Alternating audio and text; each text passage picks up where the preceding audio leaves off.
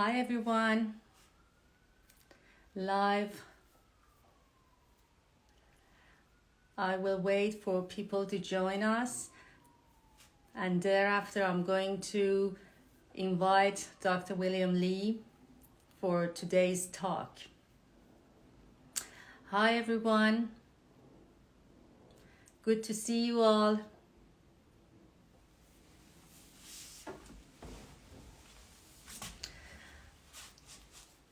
Hi. It's a lovely day today, and we have a very special guest, and I'm glad that you're all joining us. Type if you have any questions. This is your opportunity. Any questions on food, especially. He is your guy. Dr. William Lee is the best person who can answer you questions. So there are so many different questions I received. So we go through those questions first as usual. And if we had a chance, then we're going to address your questions. Hi. Hi, Dr. Iman. Good to see you, of course. Absolutely. For sure, we're going to have a good live soon for all the audience here. Just type down where are you from. I like to know where you're from, which part of this world.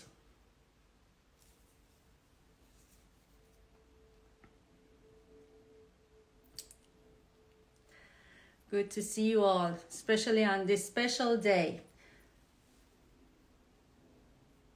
Hi from Toronto. Good to see you. We have so many people from Toronto. All our Canadian fellows are waiting for Dr. Lee. London, hi from London.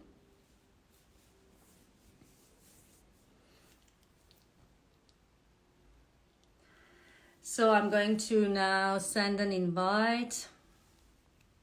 Dr. Lee.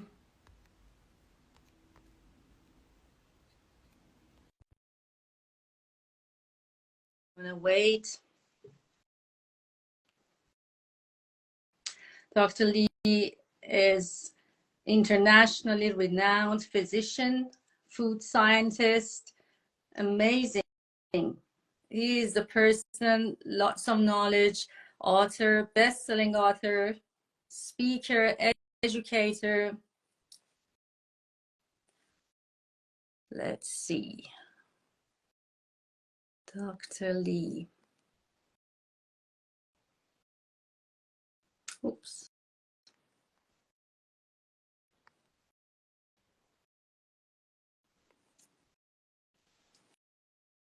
I hope Dr. Lee see my invite. Hi, Dr. Lee. I'm going to invite you. There is a little, oh, there we go. I accept. And another I accept. There's always these technical issues in the beginning. Hello. Hello. Hello. How are you? I'm good. Thanks. Amazing. So incredible to see you. I'm so happy. Thanks for accepting the invitation. It's honor. My pleasure. I love your outfit. It's very colorful and bright. It's our New Year. It's the first day of spring and Persian New Year, so celebrations all around the world. So it's the best day talking to you. Oh, that's great. Well, thank you for having me on. So I'm just going to briefly introduce you to people. I'm sure everyone know you, but for viewers here, audience. So Dr. William Lee, internationally renowned physician and food scientist, author, best-selling author. I love your books. Thank you. Eat to Beat Disease and Eat to Beat Diet, which is great. That's what we're going to talk about. And also your foundation, you're founder of Angiogenesis Foundation, lots of studies, publications in medical journals about cancer, about food. So I was just telling all the people here that you are the best person. If they have any questions on food, you're the person to answer. Well, thank you. So we will dive into juicy stuff and about seeing everyday people complaining on slow metabolism, their battle fighting with their weight, diets, yo-yo diets, eat this, keto one day, paleo the other. These are very restrictive diets, as you know, and people cannot sustain or maintain these diets for a long term. And that's the problem. After a few months or years, they regain and they have to stop, regain all the weight. So the question comes here, is the food enemy? Do we have to restrict ourselves, or we have to have another approach to food and to what we're eating? What are your Listen, thoughts? that is a great question and a great big question as well, so to speak. Let me see how I can get started. First of all, to acknowledge the fact that many people struggle with their weight. I mean, I think that it's very important to acknowledge that people do have concerns, and that concern ranges from just not being really happy with where you are and not feeling comfortable with where you are, whether it's, physical, whether it's emotional, and it doesn't really matter if it's vanity or it's sort of just some other heavier issue. It's very important for us to be happy with who we are Mhm. and our physical appearance and our how comfortable we are with our body, also very important. But that continuum goes all the way to another extreme. And that extreme is really where you have medical issues, true, genuine medical Mhm. issues, often accompanied by metabolic dysfunction like diabetes or prediabetes. But going on to something that I think we're all aware of and people don't like to talk about, but as a doctor, a physician, internal medicine, I mean, I can tell you this actually exists. At one extreme is morbid obesity, where people have so much excess weight that in fact it's life threatening, meaning that the amount of weight and the inability, the amount of weight they carry and the inability to be able to reduce it will clearly shorten their lifespan. So Mhm. that at that extreme has nothing to do with vanity and everything to do with genuine health. Okay, so traditionally, this tackling this problem has been really challenging. Mhm. And the myriad of diets that are out there have all been designed mostly around elimination. Now, look, if you eliminate your food intake, your caloric intake, your nutrient intake, you're definitely going to lose weight no matter where you started from. So think about, that movie with Tom Hanks and he got stranded on a desert island. Well, if any of us got stranded on an island and couldn't find food, we, no matter where we started, would lose our body fat and eventually we would shrivel up and be a Mhm. skeleton. Okay. That is not what we're trying to do. That is not what we're trying to do. What we are all trying to do is get to, let's call it in boxing, in sports, they call it our fighting weight, where we feel confident, we feel active, we feel strong, not more and not less, but really in good shape. I think that Mhm. fitness is what we're really aiming for. That's really the true goal, I think, of weight management. Okay, so having said that, having acknowledged that people do struggle, let me talk about a little bit about this idea of dieting, because I don't believe in diets. Now, I wrote a book, as you said, called Eat to Beat Your Diet. I put it right on the title, but it's not a diet book. In Mhm. fact, what I tell people, it's an anti-diet book. And the reason it's an anti-diet book is that the science is now showing us that it is possible to lose harmful body fat. This is body fat largely that lives inside the tube of our body, but it's also the muffin top. It's also in the thighs, also under the arms, etc. But mostly it's hidden. It's a hidden danger inside our body. We can lose that kind of fat with some really practical things that are anybody can access. You don't have to have a prescription. You don't actually have to have insurance pay for it. there are real lifestyle management things that if you only knew how simple it was to get started and you continue it over time, we can actually lose and fight harmful body fat. Now, the losing the harmful body fat is a complicated situation because one of the big surprises that I think modern research has shown is that we can actually eat food. We don't have to eliminate, we can eat in order to lose weight. Now, that might sound like a contradiction in terms. How can you possibly add calories and lose body fat at the same time? But it's true Yeah. because our metabolism is hardwired to our gut health, healthy gut microbiome, Yes. and also our metabolism is hardwired to something called brown fat.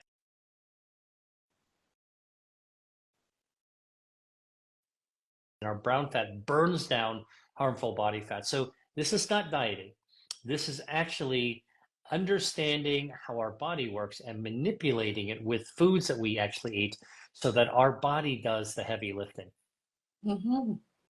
So how to increase that good fat or the Right. brown fat? Okay. First of all, let's get into fat for a second.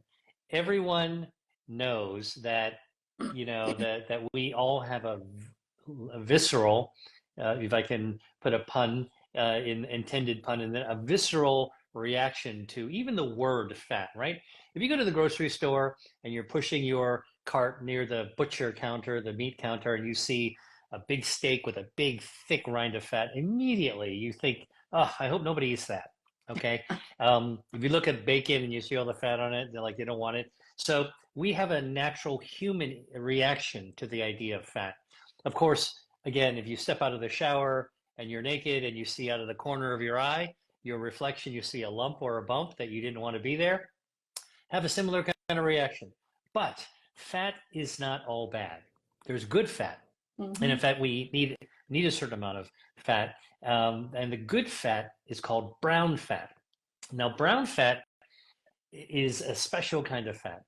Most people think of all fat as the same, but in fact, what we're discovering is that there's different kinds of fat: white fat and brown fat. White fat is the kind that is under the skin. You can see it. It's under the chin. Mm-hmm. It's the muffin top kind of thing. It's on your thighs. And white fat can also be deep inside your belly, as I talked about. Very dangerous visceral fat. This is the kind of inside fat. It's white fat because it looks white. It kind of wraps itself around your organs like a baseball glove, all right? And it's very inflammatory. If you get too much of it, it really kind of sparks inflammation. It's like turning your insides into a barbecue with hot coals, okay? It's just very inflammatory. That's dangerous. High amounts of visceral fat, in fact, in women, have been correlated with a twofold increase, double the chance of developing breast cancer. All right. So this is the kind of fat that you want to get rid of. Now, how do you get rid of it? Well, if the danger is caused by white fat, the hero in the story is called brown fat. Now, brown fat's different than white fat. White fat is lumpy and bumpy. It's close to the skin. You can see it, if it's under your arms or your chin. Brown fat is wafer thin. Mm-hmm. And it's not close to the skin, it's close to the bone.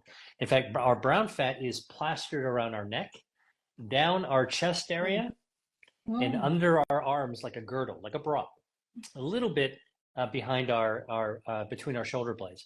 And this brown fat is a special kind of fat that gets activated like the gas burner in your kitchen. So, the gas burner, you go, want to heat your soup or heat a pot of water, what do? You actually take the pot, put it on the stove, and you turn the knob, click, click, click, whoosh, flame comes on. That's what brown fat does. When we activate our brown fat with foods like brassica, kale, bok choy, cabbage, cauliflower, or we activate it with beans, white beans, garbanzo beans, chickpeas, or we activate it with certain fruits like strawberries and blueberries. What actually happens is that the brown fat is like turning on the foods actually turn on your range, the energy. It goes click, click, click, whoosh, and it turns it on. Now, on your stovetop, when you have that heat to boil the water away, that fire comes from fuel that gets burned. The fuel comes from your street, it comes from a tank at the side of your house. Well, in your body, when you click, click, click, whoosh the brown fat, okay, and it's burning fuel, that fuel is coming, the brown fat is stealing that fuel from your white fat. Mhm. It's actually burning down the white fat, all right? And so that's why eating foods that turn on brown fat are so useful. Here's one food that everyone will automatically recognize does something special: chili peppers. Okay. Mm. Now, chili peppers are found in every culture, right? Mexican culture, Latin American, South American culture, Europe, Mediterranean, Calabrian chilies. If you go to the Middle East and Persia, you go even further in China, and then you go to Vietnam and Thailand, spicy Mm. food. And the reason that people like spicy food, like over generations, it's been developed that spicy foods actually are good for our health. And one way they're good for our health is spicy foods. When you take a red hot chili pepper, hot sauce, and you put it on your tongue, and you'll start feeling the tingling sensation. Some people call it a burn. But when you feel that sensation, what's happening is that the capsaicin, which is a molecule, a substance in the chili pepper, binds to the receptor on your tongue. It actually sends a signal right to your brain. It text messages your brain.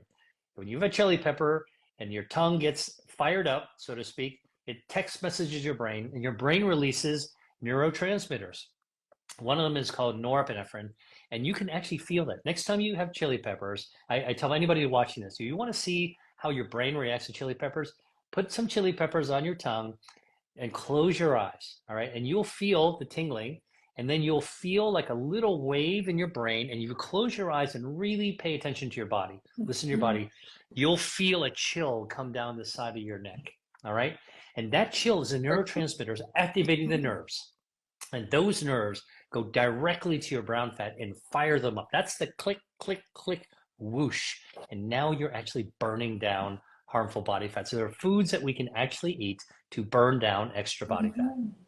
Amazing. It just makes sense. Yeah. Amazing. Well, Yes. this is the fun part, I think, about food as medicine research, is Yeah. we're beginning to discover, using very sophisticated modern scientific techniques, why certain foods that have been treasured for generations, okay, in different cultures are actually good for us. Yes. Especially that we see during this period of time, as we get older, slower metabolism, and we have a lot of insulin resistance or higher cortisol and stress. In women, we see lower estrogen. So all of this, we see inflammation. So what are the foods you recommend to impact these changes and help with that lower metabolism and higher inflammation? All right. I'm going to unpack what you just said in a sort of a state-of-the-art sort of way. When we, especially women, approach the 40s and 50s and maybe older, we naturally assume that our metabolism is going to slow down, right? And if it's not you personally, it might be your mom, or it might be somebody else that you know, a friend, a neighbor, a coworker. People talk about this, and it's very obvious that many people, especially women in middle age, their body shape changes, you know, and usually people say, well, nothing I can do about it. It's going to be just where my age and my metabolism is going to slow down, and I'm going to have to get a new outfits. All right. Not necessarily true. Okay. The new research shows that human metabolism is hardwired in our body like an operating system. So, if I bought a computer at my computer store and you bought the same model of computer at your computer store, we're living not in the same place. We're in different places. If we buy the same model, plug it in, and boot it up, the computer's operating system will run exactly the same way. And that's exactly how our metabolism works. It works the same way. Now, some discoveries have been made in the past several years that are really surprising. And one of the big surprises is that between the ages of 20 and 60, human metabolism is hardwired to be rock stable. It does not change by itself. how our bodies are designed, okay, is intended for metabolism to be completely stable. Now, when you add body fat to it, okay, you suddenly start slowing the metabolism down. So it's just the opposite of what we thought. We used to think that a slow metabolism caused you to grow body fat. Wrong. It's the body fat, extra body fat, that slows down your metabolism. So what actually happens during middle age, and what can you do about it? Well, what happens is that when you're middle age, okay, and I'm going to talk about women undergoing menopause or perimenopause around that period of time, lots of things are happening when you're in a middle age. First, just because you're in your middle age, you have a different kind of stress than you had when you were 20 or 30. So let's all acknowledge, if you are in that category of age range, all right, your life stresses are different. You're worried about stress from your spouse. You're worried about stress from your kids. You're worried about stress on the environment. You're worried about your job. You're worried about the climate. You're worried about the war. You're worried about this and that other thing. Listen, stress builds up over time, and the more mature that we get in our further down the life journey, the more stuff there is that stresses it out. So number one, that amount of stress stimulates inflammation. That amount of stress also makes it easier for us to make poor decisions. When I say poor decisions, I'm saying, when you're stressed, you eat. When you eat, you might not choose the best foods. You might be impatient. Now add on top of that hormonal changes, estrogen going down, all the other hot flashes, all the other changes, more stress, okay? More stress, more difficulty in sort of being disciplined and everything else. And so one of the things that happens is it's a mix between biology and behavior, the two B's, okay? And then environment and lifestyle that winds up helping to our bodies to, we actually grow extra body fat as we age. And when we do that, the body fat slows down our metabolism, okay? And we slow down our metabolism, it further shifts hormones, it further shifts our gut health, it further shifts our energy level, and now there's a vicious cycle that actually occurs. So what people can do about it is literally take the bull by the horns by controlling really the internal body fat and lowering inflammation. If I can recommend two things that every woman in middle age, in perimenopause or menopause can actually do. You can do things that lower inflammation, and you can do things that can actually fight harmful body fat.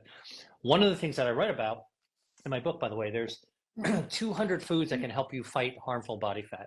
Lists are in here. Wow. If you look at those foods and eat them in moderation, you'll actually be activating your internal processes that burn down harmful body fat. Some of them activate brown fat. They click, click, click, whoosh. That's helpful. All right. The other thing is that there's a lot of anti-inflammatory foods that are out there. Many of the colorful foods that you find in the produce section, fruits and vegetables, herbs and spices, nuts and legumes, those things all actually have bioactives. These are polyphenols and other substances that lower inflammation. And the other thing is to really protect and feed, nurture. Every woman who's had a family knows how to nurture. It's hardwired into us. If you're nurturing your gut bacteria, gut health, guess what? Your gut pays you back. Your kids might not even pay you back yet, but your gut will pay you back every single day by releasing short chain fatty acids that lower your inflammation. So lowering inflammation, fighting harmful body fat, these are diet and lifestyle things that can actually be done. Now, what I've just said is simpler than it actually is to do in practice, because stress is a big deal. The more stressed out we are, the harder it is to actually get with a program of any sort. And so that's why I think that tending to our mental health and wellness is equally important to anything else that we do physically. So if you're trying to exercise to get better metabolism and lose weight, look, that's a good thing to do. But if you don't manage your stress, you're not going to make that much headway. And so stress management is a really big part of overall longevity and wellness. Yes. Stress of finding that magic pill or magic diet. That's a big stress for everyone. That's also a stress. That's right. That's also a stress. So don't make it more stressful.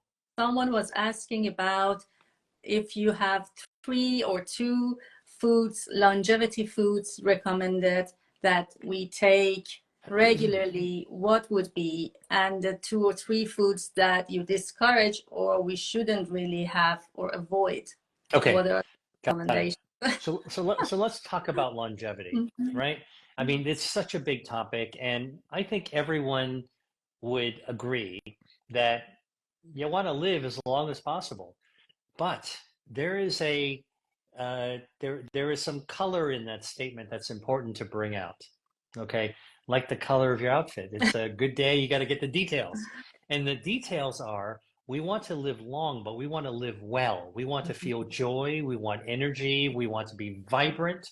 If you want to live long, you want to live as long, you want to have as much vibrancy as possible for as long as possible. Okay. Because I think that if you lose that ability to feel vibrant, if you feel that ability to lose connected, if you lose your strength, it's a different equation. I think Yeah. people would think about longevity differently. So let's aim for that vibrancies. What are some of the foods that take away, steal, hijack, um, that really compromise our vibrancy? Mhm. Well, I can tell you there are three, and this is supported by boatloads of scientific research. Um, I think that eating too many ultra processed foods, Mhm. foods in a box, in a bag, in a can, in a jar, in which if you look at the ingredient label, that's the one thing I tell everybody to do because I do it. If I'm going to buy something at the grocery store, especially if it's in a box or a bag, I look at the ingredient label. It's Mhm. small print. If you need glasses, do it. But you want to read that because, ultra processed foods contain dozens of ingredients. They're all chemicals that you can't pronounce. Look, I'm a scientist and I can't even pronounce some of them. They're tongue twisters. And if you don't know what they do, what they're for, that's a warning sign. That's a red flag that it's probably ultra processed and not so good for you. Now, so this is a lot of different types of foods, by the way, that most of them you'd find in the middle section of the grocery store. So, Mhm. that's harmful for your health defenses. It takes down your health and it shortens your longevity. Number two, and I know this is commonly accepted, but I want to say it because it's true, and that is soda. Now, look, there's a history behind um, drinks, right? So, like, I'm not talking about alcohol, but the idea of creating soda. I read the history books once about this. Somebody made a mistake and put carbonated bubbles into water to get the fizz. And that was the start of the idea of creating a sensation. And then Mhm. they started to play around by adding sugar and fruits and all these other kinds of things to it. And there's a history of soda. So soda itself is not bad or evil, but what happens is that the way that modern sodas are developed, they put a ton of added sugar to it, like refined sugar. So the average can of soda, like a 12-ounce can, has 7 to 9 teaspoons of sugar. Now, if I gave you an empty glass with 7 teaspoons of sugar and said, "Hey, go ahead and eat that," you would say, "No way, disgusting," right? And yet, that's what we do when we swig down on a thirsty, hot day. That's what we're actually taking into our body. Now, I've known people that will drink a 6 pack a day of soda, maybe 2 6 packs a day, Yeah. and it's just horrifying how much sugar they're putting into their body. That sugar overwhelms your metabolism, no doubt about it. And so, Mhm. what a prudent thing to do is to really allow the sugar that you consume come from natural whole foods like fruits and vegetables. That's the best way to do it. And in fact, the amount of sugar, even in fruits, can be overwhelming. And that's why, if you want to limit the amount of sugars, even natural sugars you have, rather than have a juice, have the whole fruit where you're going to get all the polyphenols and the dietary fiber and everything else. So here's a great example for people to compare because I'm all about like, well, what does that the heck does that mean? All right, so um, if you had a glass of orange juice, okay, let's say you go on vacation and you go to the restaurant and you get your breakfast and they ask you, do you want a glass of orange juice? You say, sure. They'll pour a tall glass of orange juice. All right. it takes 8 oranges to make that tall glass of oranges juice. Yeah. The sugar of 8 oranges is pretty Mhm. substantial. Yeah, that's I would, true. right? Yeah. I would never eat 8 oranges alone, but No. I would eat one whole orange. That's the best way to get your citrus bioactives and polyphenols, and to get your dietary fiber. So limit the amount of sugar. That's the second thing. So reduce or eliminate soda intake. And then the other thing, I would actually say is, for longevity's sake, is limit the amount of processed meats. The World Health Organization considers many of the things that we grew up on. I mean, I don't know where you grew up, but in America, we grew up on the deli, the sliced bologna and the salami and the pepperoni and all these other things. Yes. These have been classified as a carcinogen by the World Health Organization. So, look, we all enjoy a hot dog at the ball game or something once in a while. If you do it once in a while, that's probably okay. You'll bounce back. But to do it all the time, to make that part of your staple, those are 3 things to eliminate for sure. So those are my 3 helpful tips of what you should remove. Yeah. Yes. So someone was asking about what about zero sugar sodas? How about that? Okay. Look, this is an area of growing research because there's a lot of artificially sweetened foods, including sodas, 0 calories. Now, it is true when you actually have aspartame or sucralose or some of these other saccharin things that are used to sweeten them. I can tell you they don't get absorbed as calories in our body. All right. But the chemicals go on to go down your gut to your gut microbiome. And this is where the research is beginning to discover something concerning. Many of the artificial sugars, sweeteners, aspartame, sucralose, saccharin, they actually poison our gut microbiome. They change the healthy bacteria that lower inflammation. Remember earlier we were talking, you want to lower inflammation. You don't want to grow inflammation. And so hurting the system, our defense system, is not something we want to do. And so, I think the jury is still out a little bit, but I've seen enough evidence and from lab research to tell me that, it would be good to cut down or cut out diet sodas as well. I know this is not a popular idea among people who really love sodas, but look, life is for the living, and I sort of, people always said, "Are you a vegetarian? Are you do you do keto, whatever?" Look, you know what I am? I'm a reasonable-tarian. I am a foodie. I enjoy foods from different cultures. I try to eat mostly plant-based foods, but I'm an omnivore. I try not to eat too much. I try to make healthy choices. And every now and then, look, I'm human just like everyone else is. I'll cheat every now and then. I'm not afraid or ashamed to admit it. But for the most part, if you spend most of your time thinking about and making decisions on healthy foods, you don't have that much room for unhealthy foods. That's the best way to achieve longevity. That's so true. Yes. And what about any 3 foods that you recommend to eat? Okay. All right. There's a lot more than 3, but I'll pick out 3 of my favorites. Okay. Listen, I really think that the fun part of my work in food as medicine is that I have discovered so many foods that are absolutely delicious and used to make delicious dishes. I think that, it's upending all this idea like you should fear your food. I always say love your food to love your health. Okay, here are 3 foods that I personally live with every single day. I have coffee. All right. I love espresso. I did a gap year before I went to medical school in Italy. I got hooked into delicious coffee.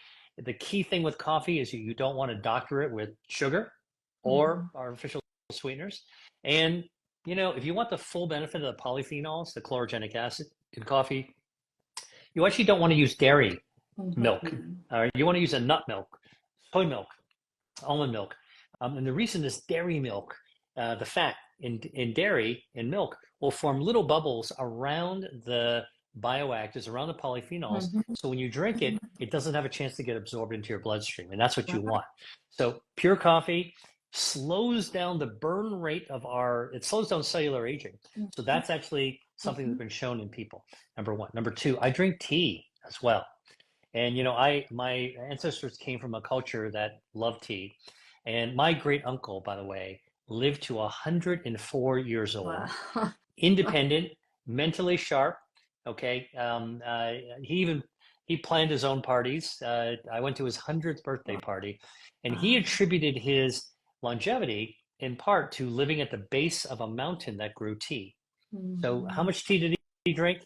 It was impossible to count because he always had a mug of green tea in his hand all day long, sipping them. All right.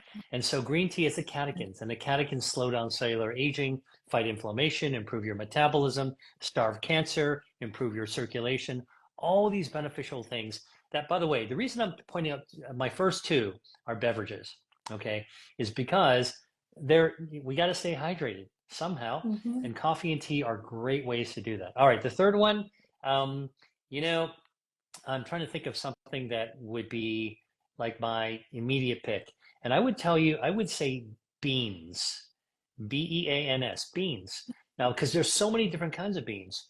You got you've got lentils, you've got white beans, red beans, pinto beans, black beans. Every culture has something that they do with beans, and beans are inexpensive. They are Mhm. pretty inexpensive. They're cheap. They're dried. You soak them, right? Then you cook them, and you can easily make more at one time than you can eat in a meal, which means that Mhm. you can stretch that dollar.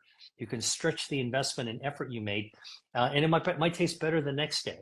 And so Yes. beans have healthy fats. They've got lots of micronutrients and vitamins and minerals that are good for our body, and they feed our gut health, and they improve our metabolism, and they activate that brown fat. Click, click, click, whoosh. It's all Mhm. good. So coffee, tea, beans. Look, I couldn't make a really tasty meal yet, but if you let me keep going, I'll come up with other ingredients we can throw together, and then you can come to my house to have dinner.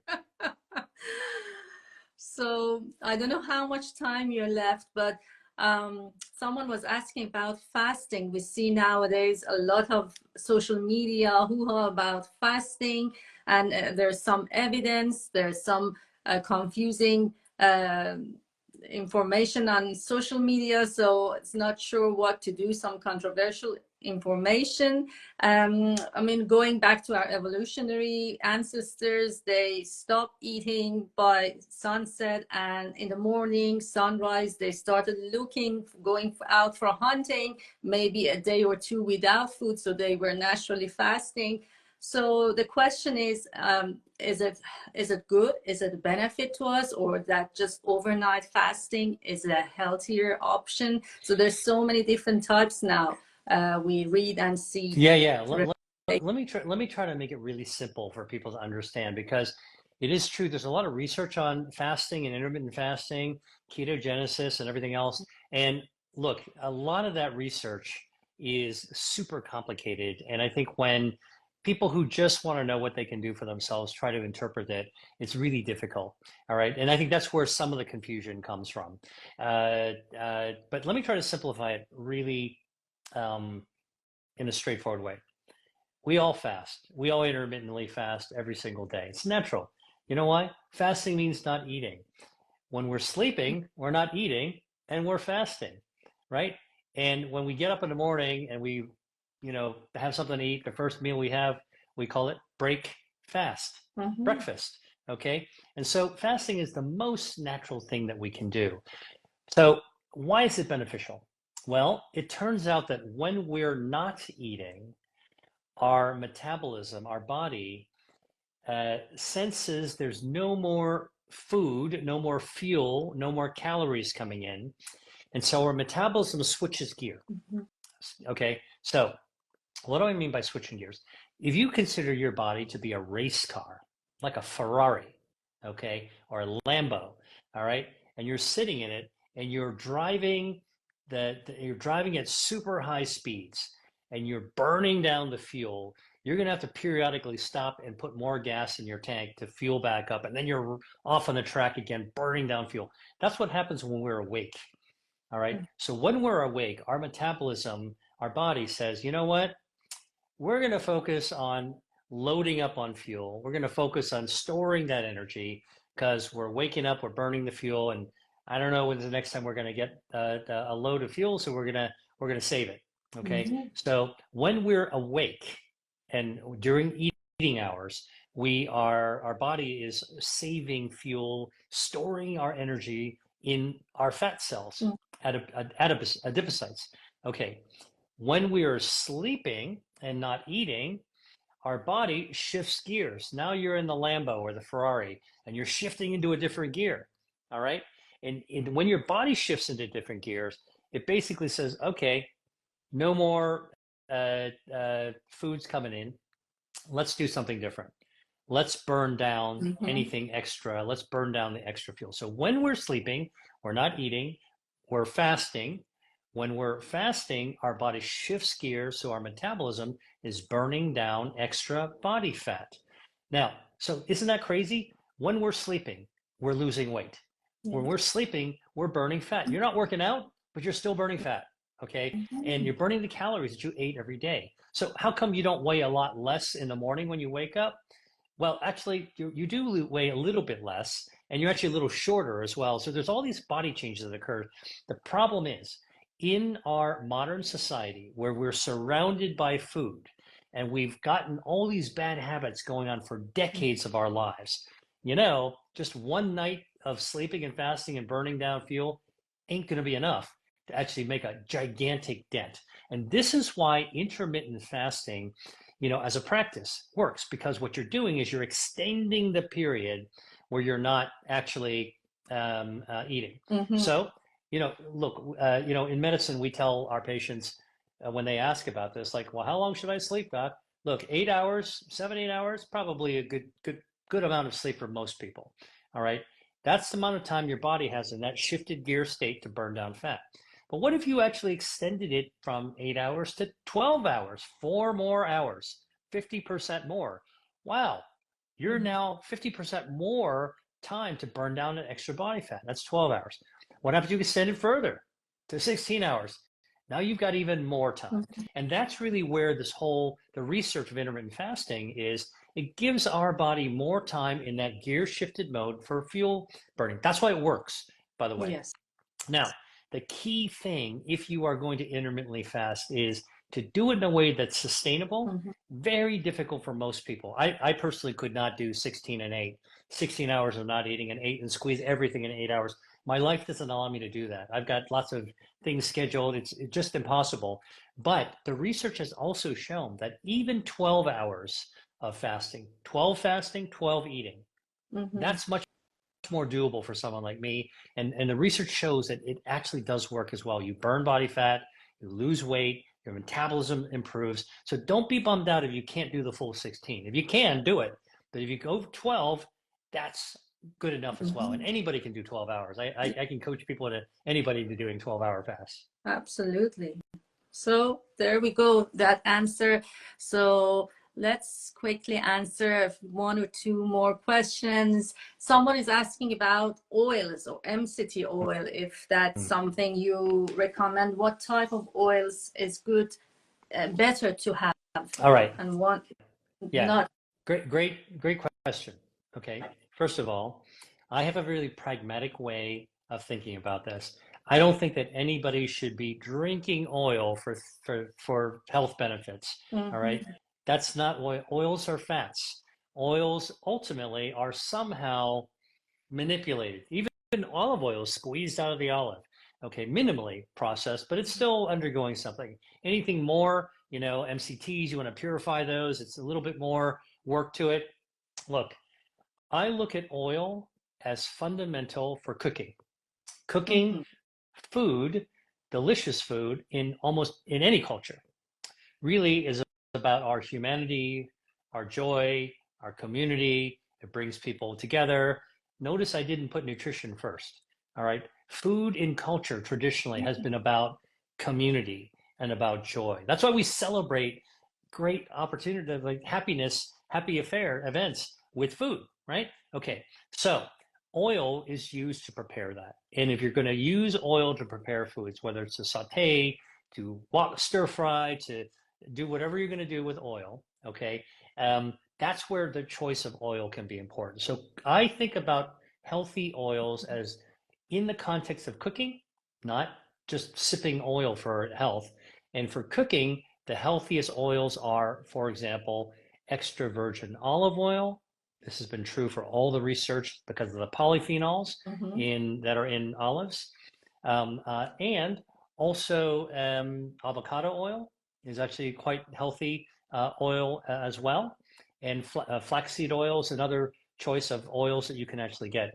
The more you have to manipulate a food in order to get that oil, look, olive oil is easy. You take I mean, look, I think anybody watching this, you probably taken a toothpick and got an olive and eaten it, right? Even if it was not in a martini. And so the thing is, for olives, they pick them off the tree when they're ripe and they crush them, and then they spin it around, and the oil and the water fly everywhere, and they collect the fluid. The oil floats to the top, the water gets drained.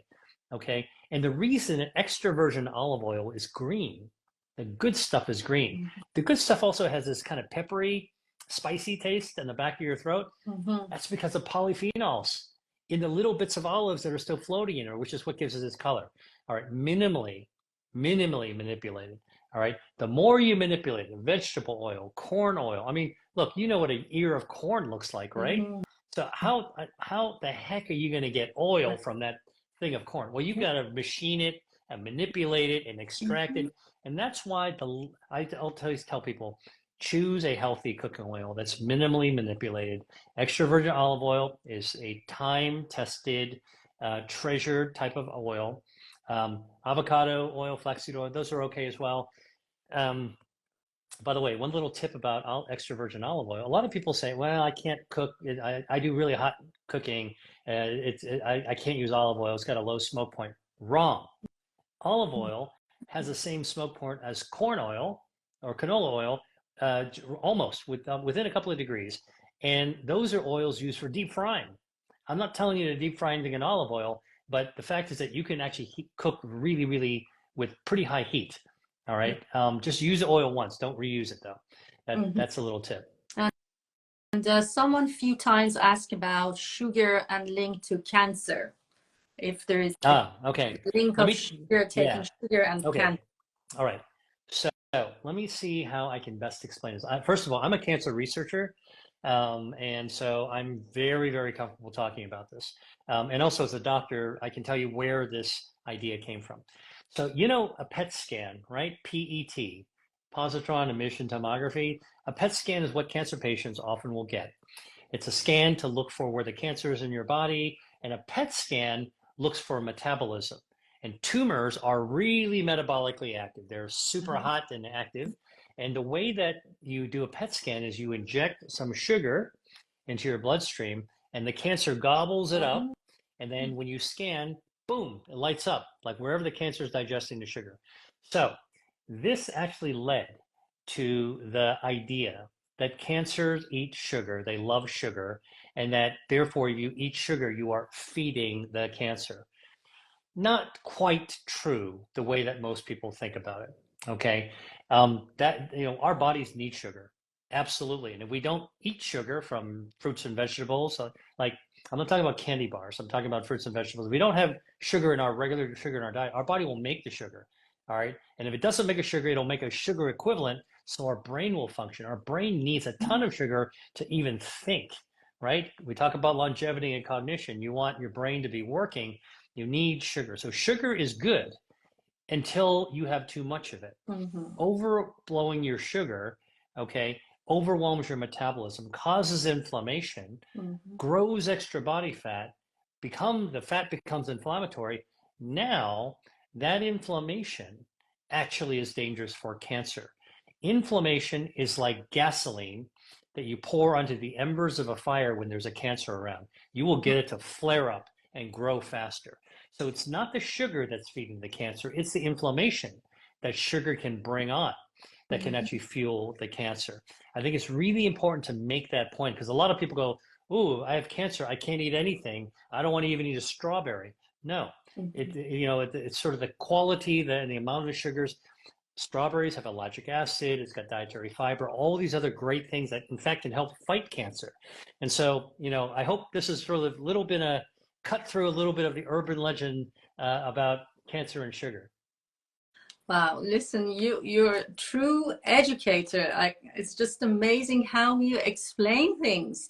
And you do have a course, don't Yeah. you? A module online? Yeah. Well, look, I actually have, after I published both my books, I got emails from everywhere around the world, people asking me, tell me more. What's the next level? Where do I go to find more information? And I realized because I have a teaching background, I used to teach medical students in medical school, and I've taught undergrads as well.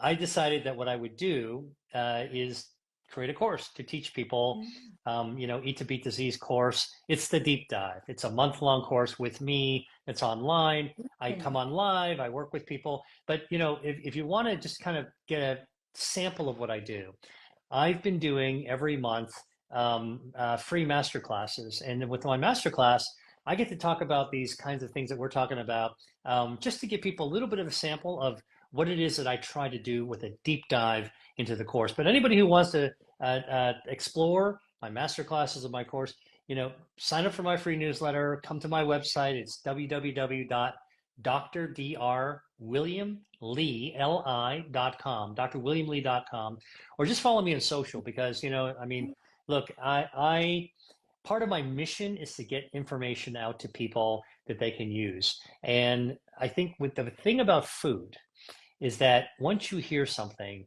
you don't have to study it.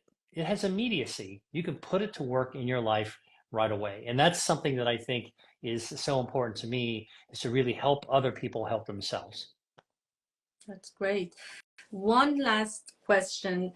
Do you recommend people to have local food and seasonal, or does it matter organic versus mass production foods? Okay, so look, the things that are good in food, besides the obvious nutrition, okay, is that nutrition is a traditional field that talks about just maintaining the energy levels of the body.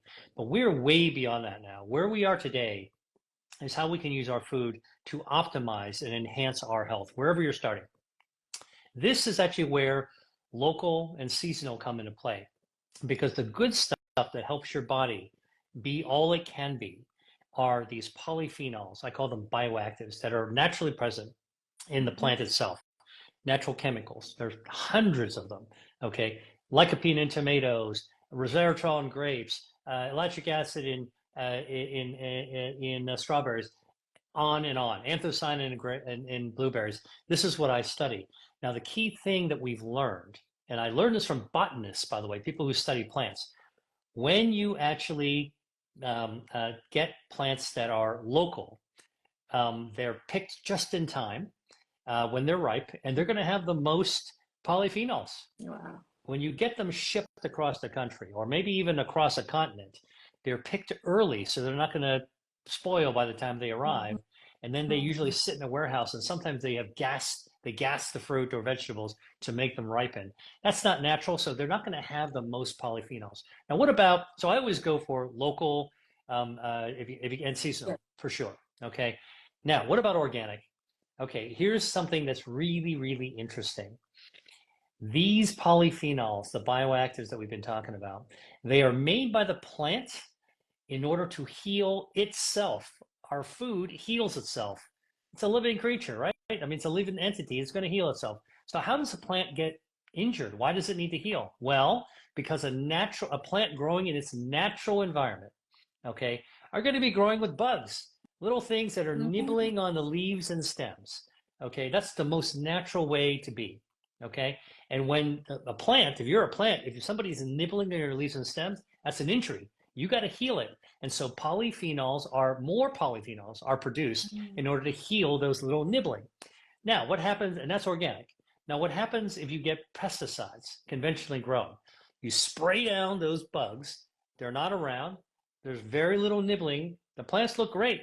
They look like they're perfect. Okay. But guess what? Now the plant doesn't need to heal itself as much. So conventionally grown plants do not have as many polyphenols as an organically grown plant. I'll just tell you something for me. I used to get really pissed off. I mean, really irked when somebody would tell me, Dr. Lee, you should buy organic because it's better for you because there's fewer pesticides. And I would react. I mean, I'd really get angry. I'd say, you know what? I don't want to be paying more money to get less of a chemical that I never wanted to begin with. That's BS. I don't want to do that. So I refused for a long time. Then what happened is I started to talk to the botanists and I started to look at the research and I started to realize the organic foods had more polyphenols because the polyphenols were made by the plant to heal itself naturally. Now I changed my mind because I am willing to invest more in order to get more of the good stuff. All right. And that's good for me. I can go with that. I'm down with that. And so that's how I changed my mind about organics. But it's all based on science. Wow. I learned something new today. Thanks. Listen, Dr. Lee, it was amazing. I can't get enough, but it's just beautiful and so good to see you. Hopefully one day I see you in person. Yes, let's try to do that. It's We'd such love to. a pleasure, amazing chatting and listening to your talk, all the education. And people, please follow. I'm sure all of you following, but if not, social media, Insta, YouTube, so many benefits and so many lovely educational videos and clips, slides. That's great. Well, thanks so much for having me on. It's been a real pleasure. I think we had a great conversation. And listen, anybody watching this, sign up for my free newsletter because actually, by the way, I have a new kind of a set of a new program that gives everybody something different every single day. I should tell you how it's going to work. Mondays, I'm going to give you a recipe from my kitchen. Tuesdays, I'm going to talk about new research. Wednesdays, I'm going to talk about some social media highlight thing. Thursdays, I call it a surprise wild card day. I'm going to throw something surprising at people. And Friday, I sum it up and I give top 5 things that are not only health tips with healthy foods, but also I share a little bit more personally about what I'm actually doing, like what books I'm reading, what music I'm listening to, what kind of little quotes I like, things like that. People seem to really love that stuff, but I'm about to launch this program next week. So if you want to sign on for it, just come to my website, drwilliamlee.com. Great. Thank you. It's great to see you and have a beautiful day, beautiful week, and hopefully see you one day. Good to see you. Bye-bye now. Bye. Good day. Bye.